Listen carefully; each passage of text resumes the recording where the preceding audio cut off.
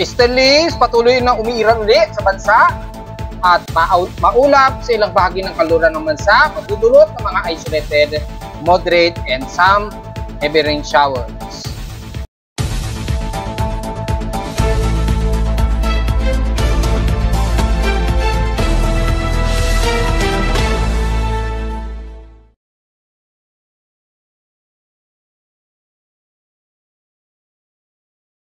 Hello, magandang hapon mga folks. Welcome po muli sa ating Daily Weather Bulletin at Analysis para sa unang araw ng August 1, 2024. Ang oras nating boss ngayong hapon na ay 1:20 na o 21 na ng hapon. Nagkaroon kasi kami ng medyo meeting at arrangement dito sa amin sa Caloocan. So medyo hapon na tayo nakapag-report pero wala naman masyadong seryosong weather system sa amin na mamataan, kundi sa epekto lamang ng monsoon break at pagbabalik na naman ng easterly. So, since kaninang umaga nakakaranas na tayo ng mga maalinsang ang panahon at inaasahan natin sa maghapon, pero yung mga pagkalat-kalat na ulan, lalo na sa kanlurang bahagi ng bansa, dahil mas malamig ang parte ng yan ng kanluran na sumasalubong sa easterlies na naman, ay magbubunsod ng mga ilang isolated rain showers maging ngayong hapon. So, kasalukuyan, as of 1:20 p.m., may 18 lightning sites na po na detect ng aking lightning detection system sa Caloocan. Typically, dyan sa may bandang Quezon Province at bandang Laguna. So, ingat po, may mga nakakaranas kayo ngayon ng mga ilang localized thunderstorms dyan, bagay sa bahagi ng Kasiguran Aurora at dyan sa may bahagi ng bandang Ilocos Norte. At asahan pa rin ang mga pagkulog at mga isolated rain showers na iiral dyan ngayong hapon at sa gabi. So sa current conditions ngayong hapon, overcast gloomy pa rin, may araw at mahangin at ilang partly cloudy umiiral sa amin sa Caloocan. So expected pa rin tuloy-tuloy na medyo mataas at medyo humid na temperatura ngayong hapon. At makikita po sa pinaka data namin ay at least nasa 32 degrees Celsius at mataas ang ating humidity. So medyo humid po tayo ha. At asahan ang medyo malagkit-lagkit na naman na pakiramdam sa balat. So, lowest temperature na itala na weather station kaninang 5:12 a.m. Nakapagtala kami ng lowest of 26.7 degrees Celsius. Kahapon, almost mainit na naman. Nakapagtala kami kahapon ng 34.2 degrees Celsius. Kahapon ito ng hapon at 2:17 p.m. Ibig sabihin lamang ay mataas na naman ang ating heat index at 47 degrees Celsius kahapon. At nabanggit na natin, mataas ang ating humidity na nasa 72% pero mababa ito ng 7% since last hour. Katamtaman ng ating barometric pressure na may thunderstormy na nasa 1,008 hectopascals. Mabagal ang pagbaba nito since last hour. Kung titingnan naman natin sa Big 6 streams in past 24 hours, nangunguna pa rin sa may pinakamataas na temperatura ang Catbalogan na nasa 35.5 degrees Celsius na highest temperature at sa Baguio City naman ay nasa 17.6 degrees Celsius ang lowest temperature. At sa Inulan naman, ang Sangley Point na may 42 mm na total rainfall at wala naman kaming naitala na pag-ulan sa unang araw ng Agosto so far. At sa ating space weather status, patuloy pa rin ang X-ray na minor solar flare. At makikita natin mula sa observations natin sa ating alert ay inaasahan natin patuloy ang persistence ito at ang area impact ng forward 60 degrees geomagnetic latitude ay magpapatuloy. Expected pa rin ang mga weak power grid fluctuations gaya ng nakarang araw at mga ilang minor impacts sa mga satellite natin, lalo na sa coordinates ng mga satellite at mga solar panels. Asahan pa rin ang mga ilang auroral activity, lalo na sa Michigan naman at Maine area. Karamihan ay madalas nakakakita sila ng auroral effect kapag sa mga ganyang latitude area. Expected sa unang araw ng Agosto, inaasahan pa rin daw na active hanggang G1 geomagnetic storm according dito sa ating forecast at posibleng mabot pa ng G2 geomagnetic storm ngayong maghapon. Well, patuloy ang 75% na radio blackout forecast sa loob na 3 araw daw. So, typically, minor to moderate ang expected na radio blackout na patuloy na nagbe-burst sa haring araw. Hindi naman nag-a-above normal speed ang ating solar wind at unti-unti nang lumalayo yung mga cluster ng sunspots. Pero malaki yung ating sunspot number na 271. So, expected ang mga tuloy-tuloy na mga solar X-ray fluxes natin, itong maghapon na naglalaro sa M category na 4.0 kaninang 12:41 PM at humina ito as M1.2 kaninang 12:45 PM ngayong tanghali. So inaasahan ng maghapon natin na solar X-ray flux naglalaro pa rin sa mahigit 5.81 watts per meter squared according dito sa ating US X-ray flux chart monitoring direkta mismo kay NOAA. At kung in detail makikita natin yung pinaka chart ng sunod-sunod pa rin na lumalabas sa R2 to R3 geomagnetic field. At makikita natin yung sunod-sunod na mga minor to moderate na geomagnetic flares mula sa patuloy na cluster ng sunspots natin mula pa kahapon. So expected ngayon maghapon yan ang magpapatuloy. So take note yan lalo na sa mga lumilipad sa higher altitude of 18,000 sa mga pilots natin. Matalas sa ating geomagnetic activity ay nagkaroon nga tayo ng active KP index of 5.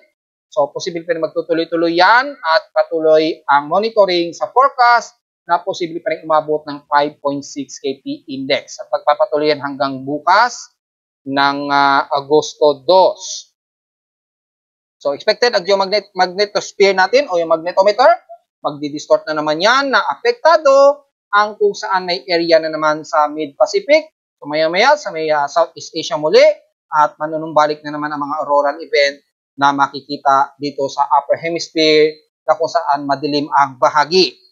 Patuloy pa rin ang maabab yung ating radial velocity na unexpected na maabot sa more than 500 km/s hanggang bukas. Pero in-expect bukas unti-unting mababawasan ito mula 500 pababa ng 400 to 300 km/s.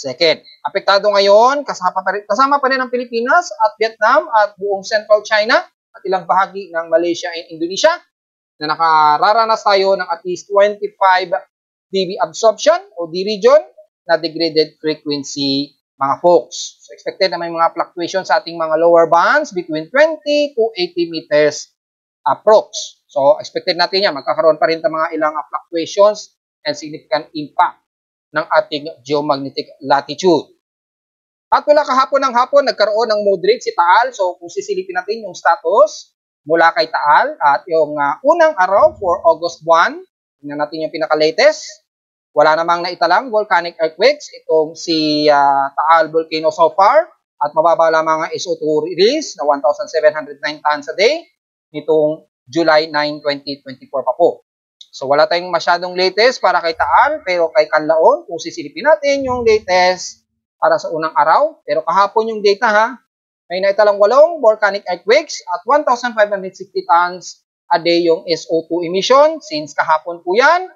So patuloy pa rin na medyo mga inflated sa ating volcanic edifice at may mga ilang volcanic earthquakes kay Canlaon. So sa mga kababayan natin, medyo matsyag-matsyag lamang na mas gising na gising po si Canlaon, hindi kagaya sa mga ibang mga vulkan natin na binabantayan. Kung titingnan naman natin kay Mayon Volcano, so far ay may isang rockfall event daw na naitala at medyo may mga mahihina daw na aninag na mga banaag o crater glow. So mukhang may magmatic intrusion pero mahina naman ang SO2 emission niya 387 since July 10. So walang latest update kay Mayon Volcano at mula sa kanilang mga satellite imageries, mainit-init na naman ang pinakapaligid ni Taal Volcano, bagamat normal. At sa ating Mayon Volcano, wala namang nakikitaan na magmatic intrusion. So, wala pa tayong satellite imagery para kay Canlaon mula sa MODIS. Hopefully, mag-update si MODIS para kay Canlaon para mamamonitor na natin mga folks. Pero generally, halos normal naman ang lagay, maliban na lamang kay Canlaon na medyo mas agresibo mga nakaraang buwan pa mga folks. Sa ating high tide and low tide status, pa-low tide na po tayo within 2 hours and 40 minutes pa to low tide. So, yung mga nasa bandang Pangpang na bumababaw na po, medyo layo-layo na po ng bahagya dahil pa-low tide na po mga folks. Ang air quality natin nasa moderate po at air concentration natin o index 61. So, medyo magmas po tayo para sa mga sensitibong mga baga ngayong hapon despite na mainit mga folks. At sa ating almanac, so may katangharing araw kaninang 5:39 AM hanggang sa lulubog ito mamayang 6:25 PM. Ang ating moon o liwanag ng buwan halos 11% illuminated na lamang. Na waning crescent, inaasahan bukas na ng madaling araw ito ng 3:21 AM mag-moonrise at lulubog naman ito kinabukasan na ng hapon at 3:58 PM. Ibig sabihin, palubog pa lamang ang ating moon na nasa 29 degrees moon elevation. So, mamayang hapon, makikita nyo po yan sa inyong mga telescope, just in case. At sa ating local weather outlook para ngayong Huwebes at Biyernes, magiging partly cloudy na medyo maaraw at maalinsangan ng ating inaasahan, pero hindi mawawala ang mga localized thunderstorms hanggang bukas yan ng Biyernes. So 100% daw ang chance na pagulan ngayong araw, pero malamang hindi dito sa amin sa Caloocan, maaring malapit dyan sa may bandang Quezon City area na mostly malapit dyan na may mga pag-ulan at localized thunderstorms sa bandang Laguna. Bukas naman ay asahan din daw ang mga localized thunderstorms at nasa 90 to 94% ang chance ng pag-ulan. Ay sa lowest temperature expected, 31 to 32 degrees Celsius and lowest temperature expected ay nasa 25 to 26 degrees Celsius. So, diretso agad tayo sa ating satellite imagery ngayong hapon since real time naman ito. So, hindi pa rin tayo namimiss. At mula kaninang umaga ay ganun ka rin ang sitwasyon na may mga cluster cloud na nabubuo dito sa may silangang bahagi ng Mindanao. So, magmumula tayo sa Mindanao area dahil mas maulap dito at nakakaranas sila ng mga kalat-kalat na pag-ulan, dulot ng surface trough, at nagpapaulan dito sa may bandang silangan ng Mindanao hanggang Surigao del Norte and the rest ng Northern Mindanao at Central at West portions ng Visayas. Sumasalubong kasi dahil yung pamumuo ng isdalis dito o yung mainit na hangin, nagkakaroon pa rin ng ilang traverse sa malamig na hangin dito sa may kalurang bahagi ng bansa na nagdudulot ng mataas na water flow o water vapor flow na nagdudulot nga po ng mga ilang kalat-kalat na pag-ulan sa may kalurang bahagi ng Visayas at Mindanao. Ayan, kinakita nyo po, maabot pa sa more than 50 mm ang accumulated base dito sa ating water vapor satellite imagery ng CIMMS. At kitang-kita po na inaasahan ang moderate and heavy rain showers sa kalat-kalat na bahagi ng Panay Island, Negros Region, sentro ng Cebu at dyan sa may Bohol. So magdala po ng pananggalang sa ulan at inaasahan na mga malakasang pag-ulan at localized thunderstorms. Ingat po sa posibleng mga pagbaha. Huwag naman sana magkaroon ng pagguho ng lupa, kabilang na ang Zamboanga Peninsula. Titingnan natin in detail using Himawari 8 ay makikita natin ang kalat-kalat na mga moderate and heavy rain showers sa buong bahagi ng Negros at Panay Island. At nabangitan natin ang buong bahagi ng Central Visayas. At dito naman sa may banding Leyte naman ay magkaroon din ng mga kalat-kalat na pag-ulan hanggang dyan sa Tacloban, papasok ng Borongan Eastern Samar. At wala naman sa may Mindanao, dito sa may Iligan at Osami City and the rest ng Zamboanga Peninsula, isolated at kalat-kalat po mga pag-ulan, moderate and some heavy rain showers, lalo na dyan sa may bandang Sindangan, sa Zamboanga del Norte, pababa na yan ng Tampilasan, Baliguan, Siocon at Sirawai. Kabilang na rin ang isla ng Basilan at Ulusulo. Ingat po sa mga biglaang buhos ng ulan at mga posibleng flash floods. Dito naman sa may bandang Maguindanao, kabilang na ang BARM ay mga kalat-kalat at mauulap din na himpapurid. So expected na isolated rain showers na may localized thunderstorms. Kabilang na ang northern ng Mindanao mula Cagayan de Oro, Butuan, hanggang dito na nga sa may bandang Ginuog at Camiguin Island. Ingat po dahil bigla ang bugso ng buhos ng ulan dyan. Kabilang na ang Caraga area mula Bayugan, San Francisco, pababa na yan ang Bislig dyan sa may silangan bahagi na po ng bandang Surigao del Sur. O pagitan between Hinatuan, pababa na yan ang Compostela Valley sa may Davao Region po. Bagamat katamtaman ang lagay ngayon sa may bandang Davao City at Panabo, asahan din ng mga isolated rain showers sa nalabi ng Davao Oriental at Davao del Sur, kabilang na ang Sorcia din, especially na taga General Santos City at Sarangani.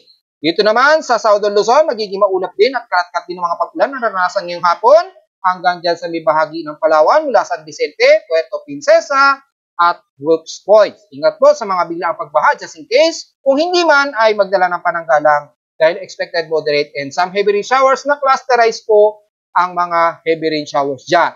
At mula naman sa buong Southern Luzon, mula Tabias Island sa Romblon, Masbate, pataas ng bandang Marinduque, Burias Island, ay makakaranas din kayo ng mga kalat-kalat and isolated rain showers po, ilang moderate and clusterized din na heavy rain showers. Madalas magiging moderate po ang iiral, ang mga pag-ulan, kasama na ang bahagi ng Bico Region mula Sorsogon, Legazpi, pataas na yun ng bandang Tabaco. Pero magiging katamtaman ng ilang bahagi ng Iriga at Naga, pero magiging maulap din ang bahagi ng Karamuan, Lagonoy at Catanduanes Island. Makakaranas pa rin mga isolated rain showers, lalo na ngayong hapon o gabi, so magdala pa rin ng panagalang sa ulan. At wala naman dito sa Camarines Norte, despite nakatamtamat na araw at medyo maalinsangan kayo dyan, papasok na ng buong Quezon Province, asahan pa rin daw ang mga isolated and localized thunderstorms, lalo na dito sa may bandang Infanta Quezon, Polillo Island at ilang areas, pataas na yan ng bandang Baler at Kasiguran Aurora. Pagitan na po yun ng Palanan Isabela sa northeastern Luzon. Mga localized thunderstorms mong iiral at isolated rain showers, at dito naman sa may bandang Infanta Quezon na nabanggit natin, inasahan din ng mga mauulap at mga isolated rain showers na papasok dito sa bandang Tanay Rizal, Pililla hanggang dito sa may bandang Isla Talim. Ingat po kayo dahil mga bagamat panandalian lamang ang biglang buhos na ulan, expected ay may mga pagkulog at pagkidlat. Yun po ang pag-iingatan natin maging dyan sa papasok po ng bandang Taytay. At the rest ng Calabarzon area ay despite na mga araw, katamtaman po tayo dyan, medyo fair weather tayo dyan. Yung mga isolated rain, nakataas ang forecast. Kabilang na dito sa may kanlurang bahagi ng Occidental Mindoro. Asahan, nakataas na naman ang magiging temperatura natin yan hanggang sa mga susunod na araw habang nananahimik ang ating southwest monsoon. Expected yan mga folks. At mula sa pahilagan ng Central Luzon, magiging maaraw din po hanggang the rest ng Northern Luzon, katamtaman, maaraw at maalisangan ng medyo maranasan natin, lalo na sa may bandang Central Luzon sa may Tarlac. Pero asahan ang mga ilang maulap at mga ilang kalat-kat na pag-ulan, lalo na sa bandang Ilocos Norte, pagsapit po ng hapon o gabi pagin dyan sa may Batanes Group of Island. At wala naman din sa may bandang Palanan Isabela, pataas na po ng Cagayan Valley, mula dyan sa may ilang areas ng Tugigaraw at Bagaw.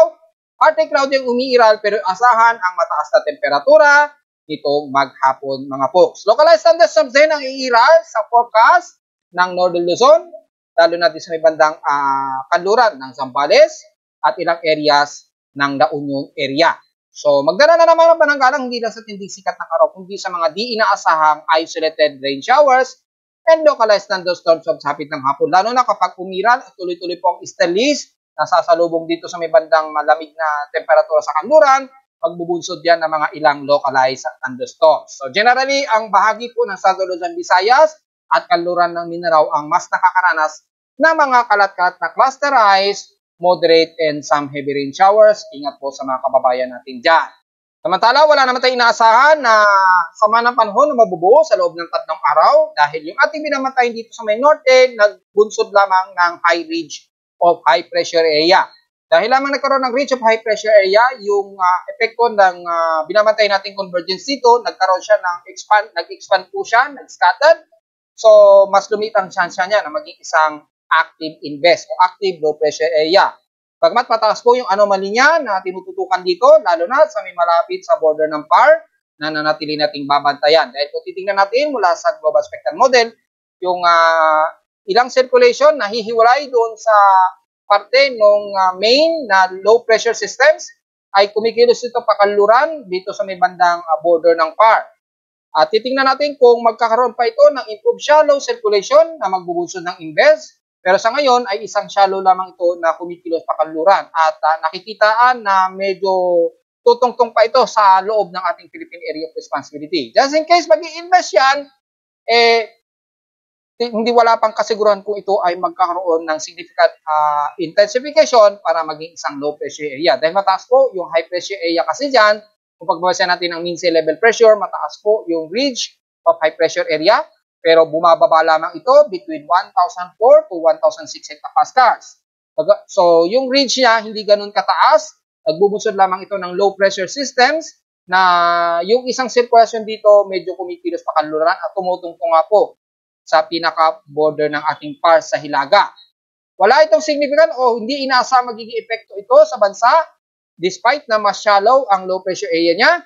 Ang range ng forecast nito mula ngayong araw hanggang August 6, 2024 na po mga folks, yung inaasahan natin dito. Pero maliit o di inaasa magiging isang ganap na bagyo ito mga folks, habang masyado itong shallow at medyo buhaghag pa yung kanyang sirkulasyon ng convergence.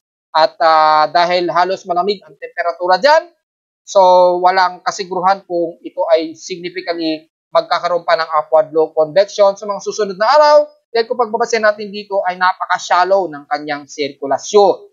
So wala tayong kasiguruhan pa sa ngayon na magiging isang tropical cyclone man lang ito o isang active low pressure area sa ngayon. So patuloy natin itong babantayan.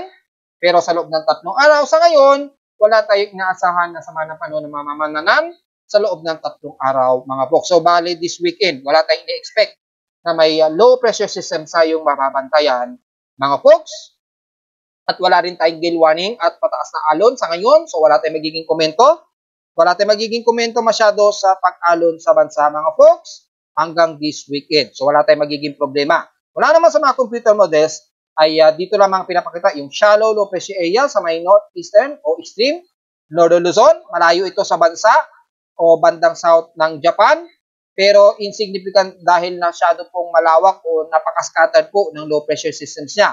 So, uncertain din na pinapakita ng GFS at ECMWF naman o European Central Model. Makikita natin na napaka-shallow din at napaka-uncertain din. Dahil nga po sa medyo malamig po ang temperatura dyan sa may bandang southern na Japan at kasabay pa na may malakas na ridge of high pressure area sa may kanluran. So, naglalaro lamang sa shallow trap sa ngayon ang nakikitaan natin dito at wala tayong nakikitaan sa ngayon na magiging isang active low pressure area nga po hanggang sa susunod na 3 o hanggang 5 araw. Ganon din kay NAVGEM ay very shallow trough lang na nakikita pero dito mas medyo organized po yung pinapakita dito. So posible pa rin siya mag-invest within 2 to 3 days just in case pero magiging invest pa lamang ito at wala tayong nakikitaan pa na ito'y posibleng umabot ng tropical depression o active low pressure area maging kay NAVGEM.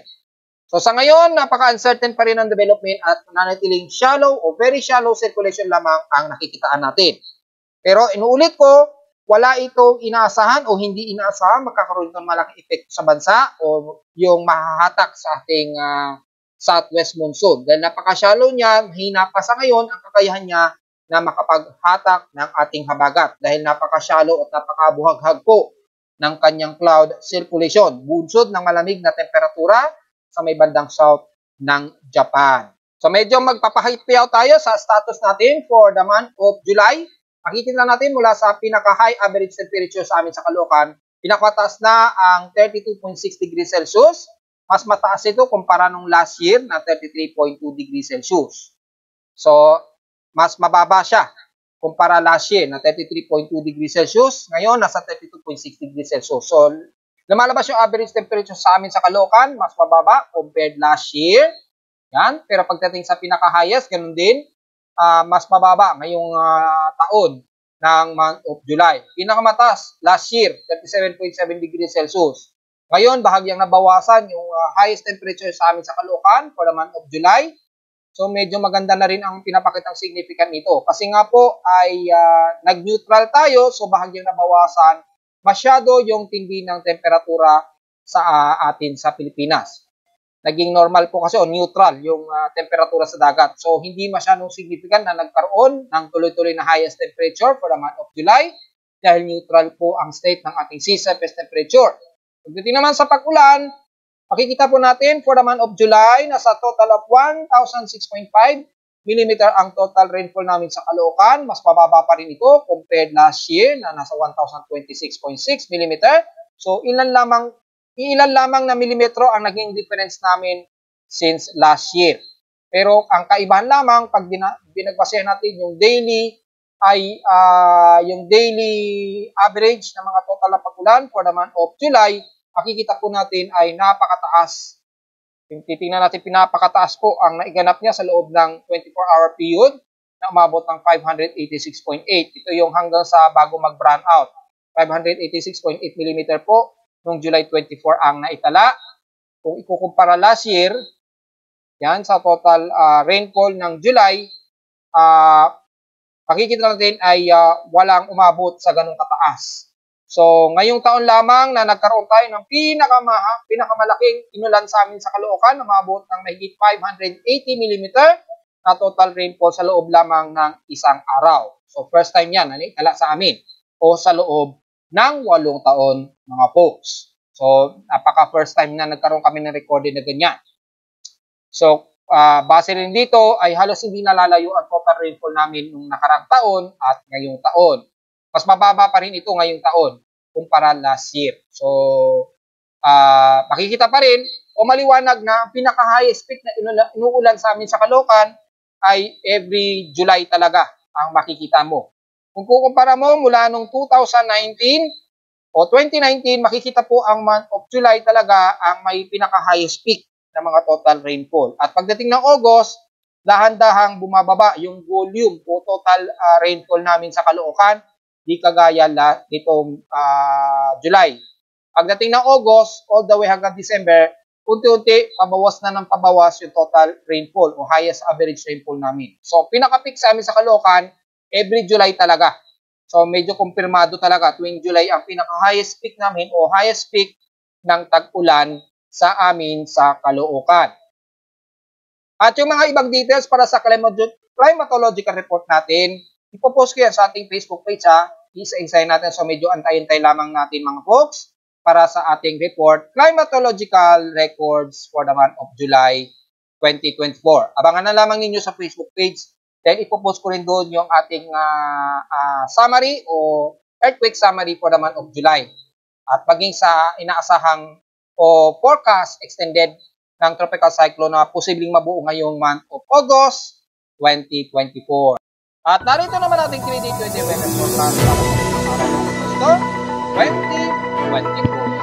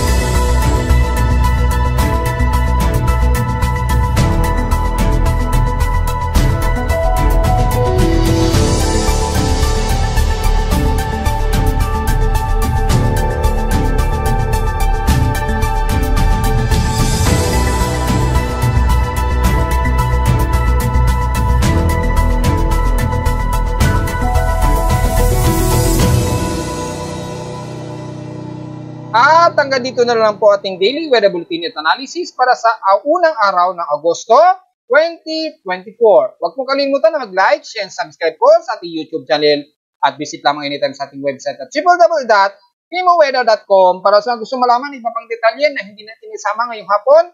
Since kanina umaga, stationary lamang ating weather systems. Kahit na i-report natin ngayong hapon, stationary lamang at asahan po ng mga maalinsangan sa mga this coming weekend ang magiging lagay ng ating panahon. Maliban lamang sa ilang katimugan, lalo na sa kalurang bahagi naman sana, mas makakaranas sa mga ilang isolated rain showers and localized thunderstorms. At visit naman sa ating web page para sa gusto malaman ang ilang pang dynamic at real-time events mula sa aking weather station sa Caloocan at sa data feeds mula sa iba't ibang weather agencies. Maraming salamat po mga folks at magandang hapon po sa ating lahat.